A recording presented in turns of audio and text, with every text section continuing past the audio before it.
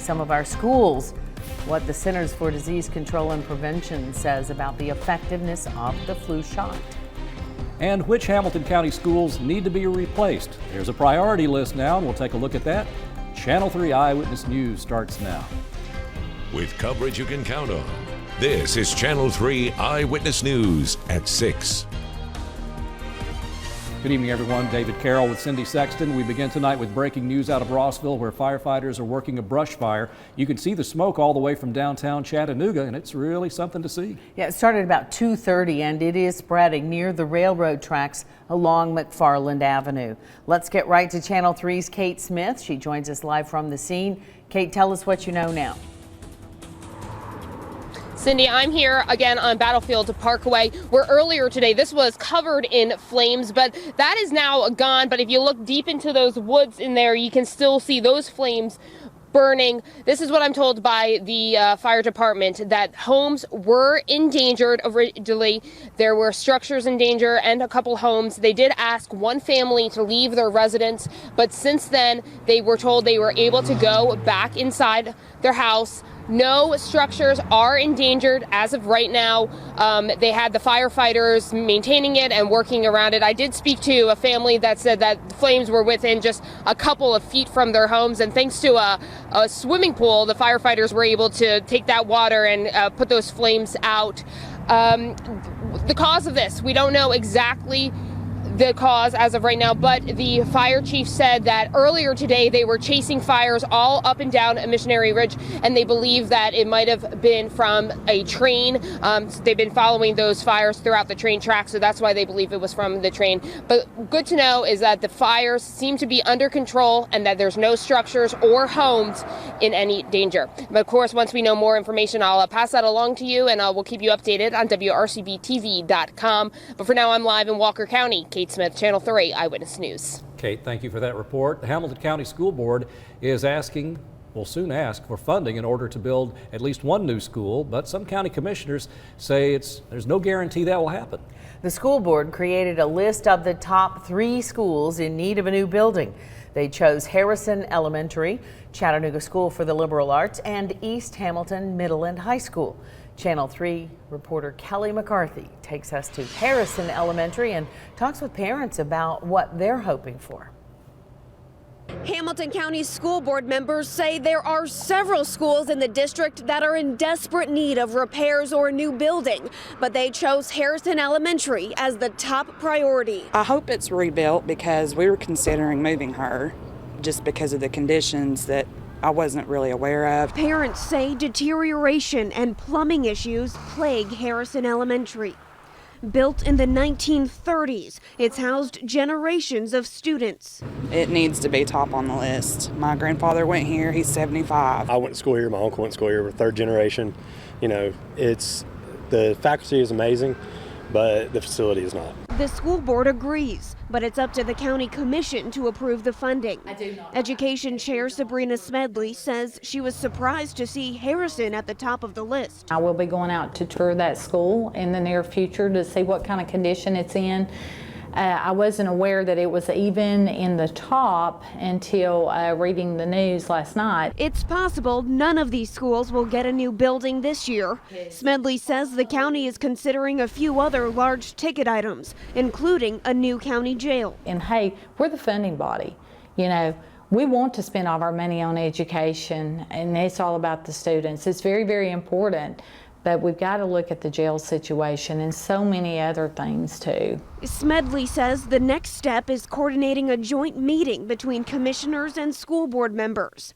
Parents hope, in the end, students will come out on top. I mean, we definitely want a new school here, but at the same time, there's kids all over the county that deserve it too. We asked the principal of Harrison Elementary if we could get a tour inside the building to see what some of those conditions look like, but she declined our request. In Hamilton County, Kelly McCarthy, Channel 3 Eyewitness News. Thank you, Kelly, for that report. Now, according to school board officials, this is what it would cost to replace each of these schools. It would take about $35 million to replace Harrison, $64 million to replace CSLA, and some $45 million for a new East Hamilton Middle School to relieve overcrowding. So what happens next? They take the priority list to the Hamilton County Commission, and we'll let you know what happens on our website. Many people in the Highlands Park community woke up this morning to some flat tires. The search is now on for vandals who punctured tires on at least 10 cars. Most of the tires were slashed on Bennett Avenue. Channel 3's Lori Mitchell talked to some of the victims and joins us now live from the road. Lori? Someone in the middle of the night went up and down the street puncturing tires. Now people living in this area want to know who would do that and why. Check out this video. At least 10 cars parked on the street had their tires punctured. People woke up this morning, went outside to get ready to go to work, and quickly realized they weren't going anywhere. This is a big inconvenience and a big expense for them. What if a person ain't got the money to purchase another set of tires? That's a big deal right there. You know, it might not be a big deal to the person that did it, but if they would just sit back and think before they would act, it'd be totally different. The man you just heard from there, Jeffrey Parker, was one of the lucky few. He was actually working an overnight shift, so he wasn't at home. Therefore, his car was not parked on the street, and his tires are okay. Chattanooga police say they are aware of the incident. So far, 4 people have filed reports with their office, and this is something that they are investigating. In the meantime, people in the neighborhood tell me they're going to rethink where they park and maybe look for another place to put their cars. I'm Lori Mitchell, Channel 3 Eyewitness News. Thank you, Lori. A Whitfield County deputy arrested for child molestation is out on bond. Police say 23-year-old Justin Litzenberg committed the crime in 2016 in Bartow County. That sheriff's office spent a couple of months investigating, and with the help of Whitfield County, Litzenberg was arrested yesterday. He was placed on administrative leave without pay and then released from jail earlier today on a $15,000 bond. The grand jury indicted a Chattanooga man on 4 counts of rape of a child. Robbie Reed is accused of raping a girl younger than 13 in 2015. The charges are a Class A felony, which could result in life without parole for Reed. Brutal story out of Meigs County, where police say robbers were duct taping and beating a victim during a home invasion. The Meigs County Sheriff's Office says this happened in the 10-mile Red Cloud area. Police say 2 females and 2 males beat the homeowner, wrapped the victim in duct tape, and then tied the victim to a chair. Various items were taken from the residence. If you know anything about this, contact the Meigs County Sheriff's Office, and that number is 423-334-5268. The Lafayette Police Department is asking for your help finding a thief. Police say he was caught on video taking items from a Walmart yesterday. There you see his picture. You can also see the car the suspect fled in. If you have any information on the theft, call the Lafayette Police Department, 706-639-1540. There's more to come on the news at 6. Chattanooga traffic investigators work crashes every day. But a tool used to investigate fatal crashes is gaining attention. There's a lot of moving pieces to a puzzle that you have to put back together. How a 3D scanning system is reducing the number of crashes in the scenic city. Coming up only on 3. Clouds are increasing right now, and showers are still to the south and west of us. I'll tell you when that rain will move in and what to expect for the whole weekend and into next week on my 7-day forecast.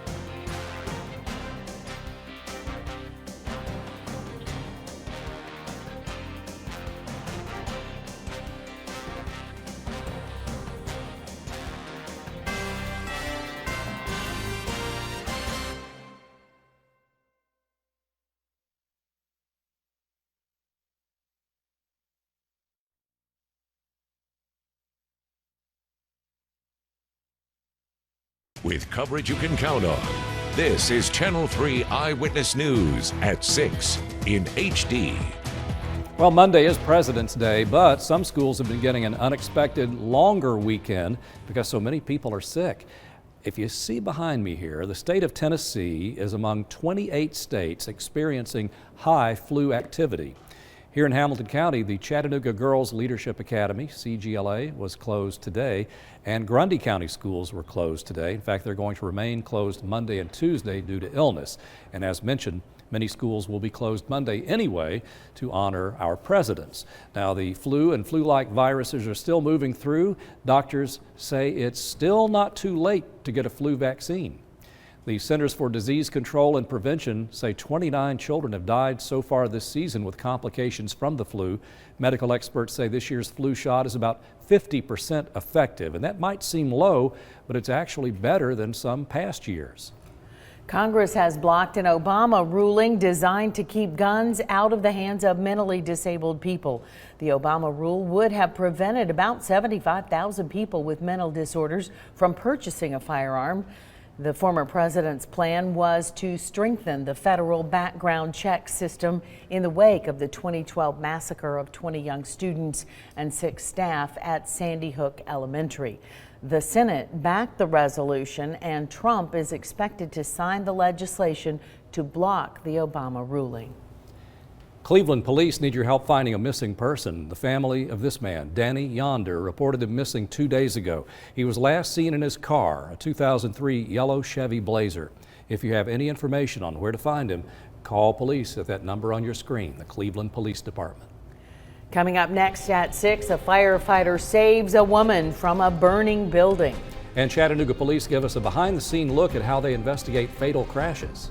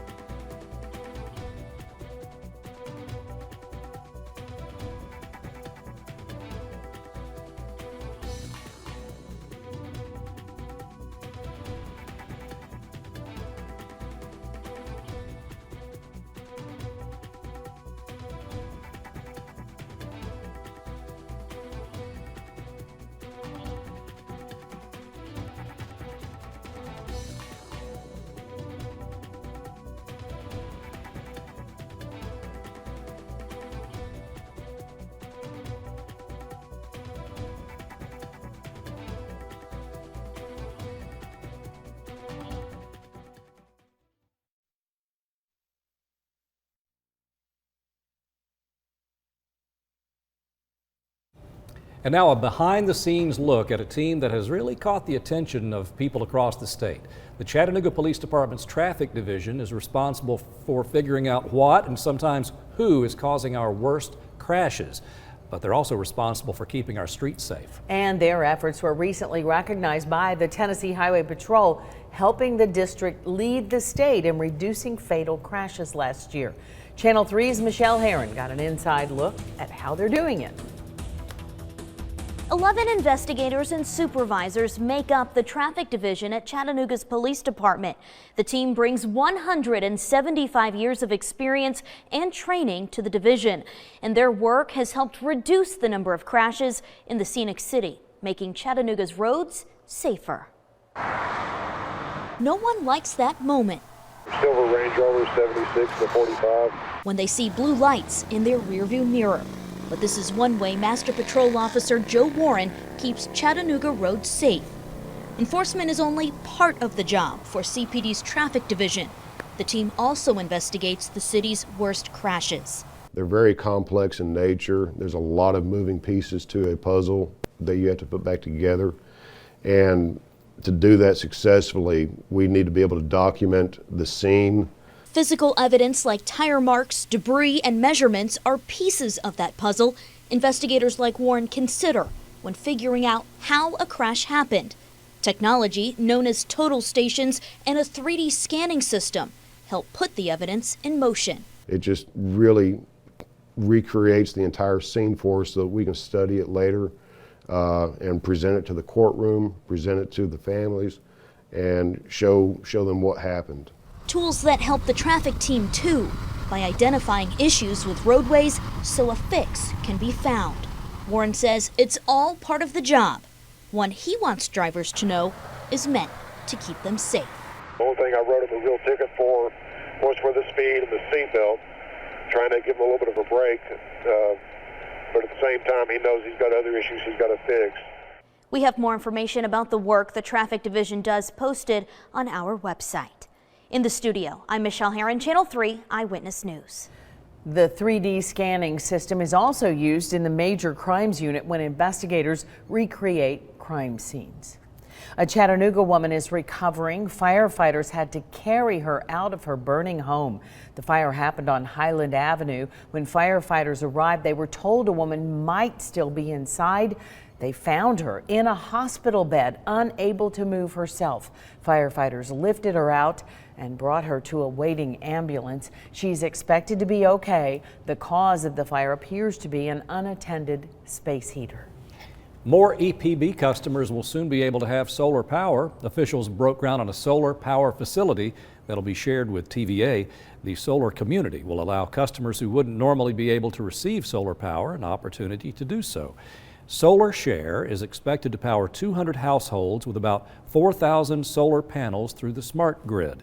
A TVA spokesperson says the facility also will help create a cleaner environment. A cleaner environment is better for our future, and the TVA and our partners in the local power companies are concerned about our carbon emissions and continuing to bring more renewable energy to the people of the valley. The construction on the solar community is scheduled to be finished by summer, and it'll be located along Holtzclaw Avenue. As far as cost to customers, that has not yet been finalized. Now we check in with Chief Meteorologist Paul Barris. Hey, we had a little solar power today, Paul. Yeah. A little bit of sunshine's going away. It's going bye-bye. You can see it right here on the GPS cam as the high clouds are moving in out of the south.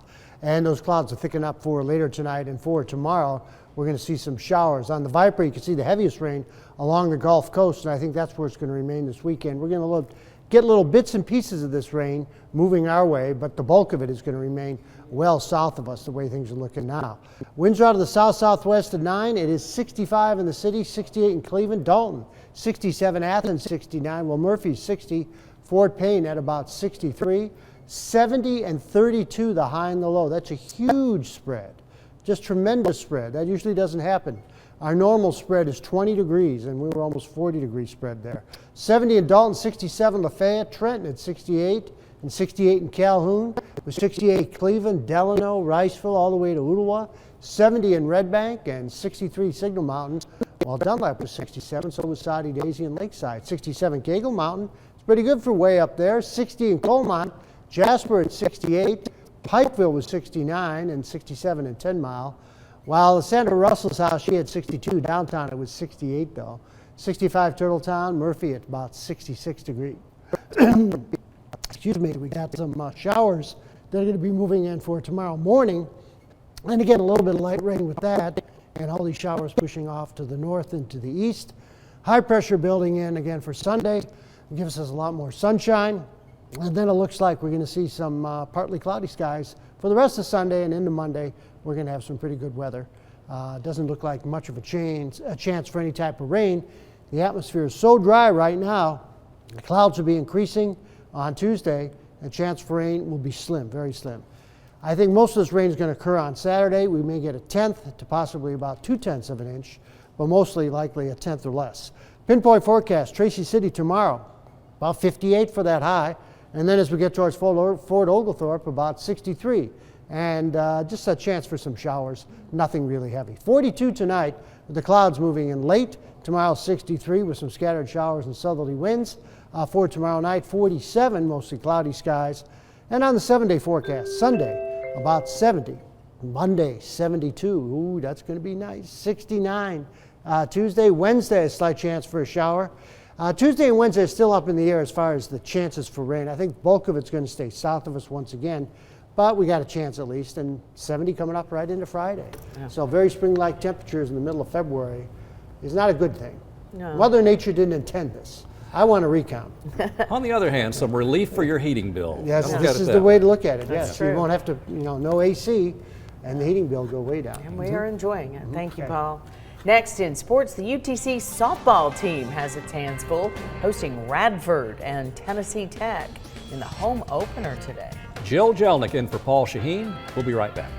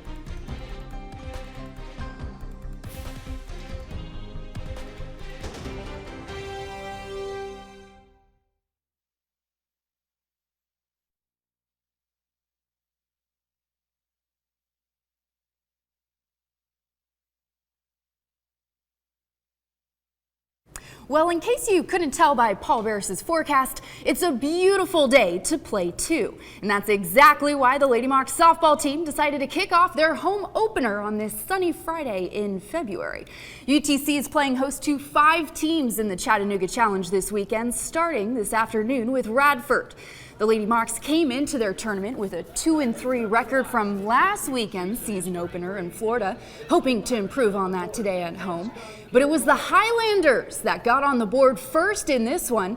Right out of the gates, Radford sets the table with the runners on 2 and 3 as Hunter Mindy hits one up the middle, bringing in the first run of the game. Radford up 1-0. Then, still in the first, Mocs freshman pitcher Peyton Price tries to jam the batter, but it's poked over to shortstop, forcing the out at 2 as another Highlander slides into home.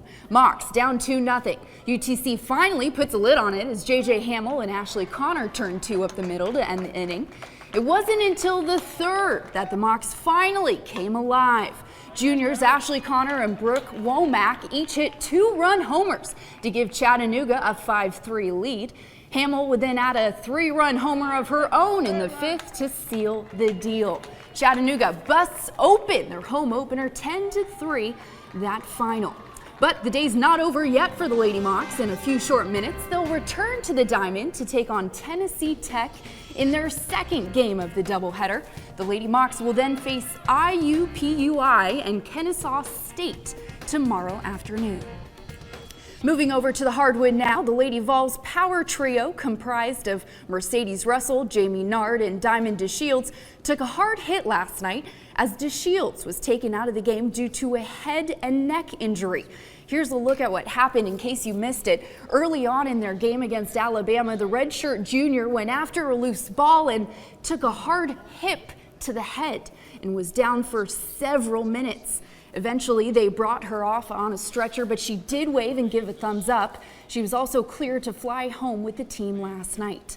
Russell and Alexa Middleton tried to keep up the momentum, each with double digits on the night, but in the end, Lady Vols would fall short against the Tide 65-57, falling into a 6th place tie with LSU in the SEC standings.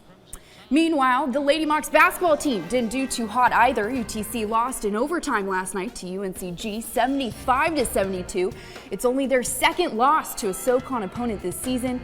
That means the Lady Mocs are technically tied for first with Mercer, but UTC owns that tiebreaker. Next up, Lady Mocs are on the road at Western Carolina. Over on the men's side, quickly, Chattanooga sits 2 wins back from first place with only 4 games left to go. Granted, if the Mocs get a little help from their SoCon opponents, they can still win the regular season title. But they first have to take care of business this weekend against second place ETSU. It's a big game, not only because of the rivalry, because of what's at stake, but it's a big game because it's the next game, and we need to be playing our best ball, on Saturday at 5 o'clock when the ball's thrown up in the air, and we got to focus on our job and not lack discipline.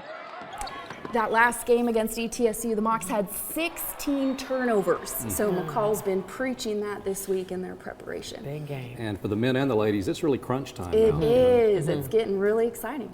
Jill, thank you very much. No problem. And Paul Bear says, one more check on the weather. Try to look at your evening out. We've got fair skies for this evening. No problems at all. 49 by midnight. Very comfortable night. 42 to 46. Clouds really increasing. Maybe a sprinkle in the morning. Better chance later on in the morning. All right. Thank you. Thanks for joining us for Eyewitness News. Have a nice weekend, everybody.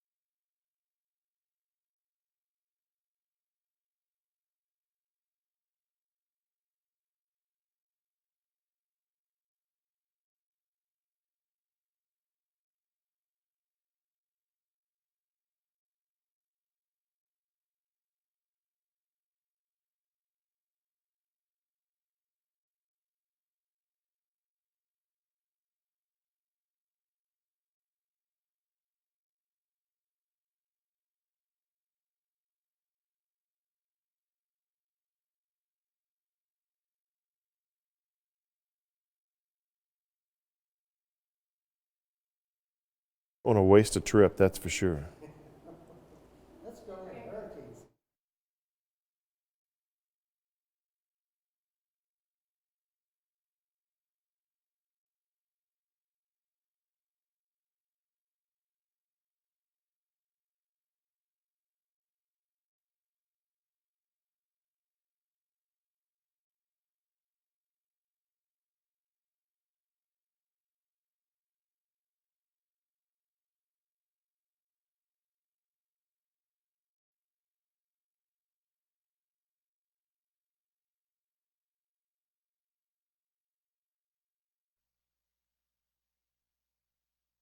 A violent home invasion in Meigs County.